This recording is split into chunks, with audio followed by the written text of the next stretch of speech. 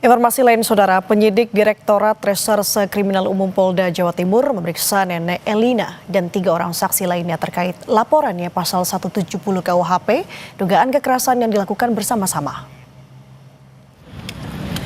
Dengan didampingi oleh tim kuasa hukumnya, Nenek Elina Wijayanti menjalani proses pemeriksaan sebagai saksi bersama dengan 3 orang lainnya yang menghuni rumah sebelum dirobohkan di Dukuh Kuwuhan, Sambi Kerep, Surabaya.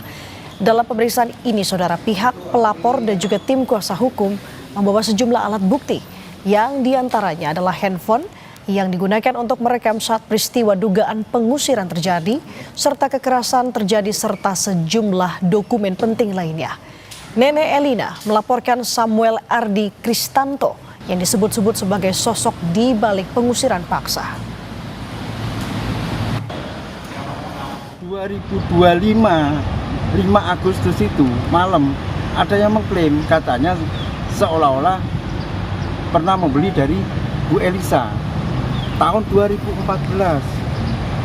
Nah, 2014 itu sampai jeda waktu segitu lamanya 11 tahun, ya kan?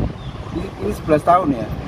11 tahun itu dia tidak pernah sama sekali menunjukkan bahwa saya pembeli apa dan sebagainya, enggak.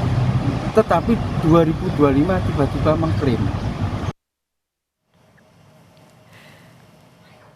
Sebelumnya, Saudara, Nenek Elina diusir paksa dari rumahnya di Surabaya oleh sekelompok orang.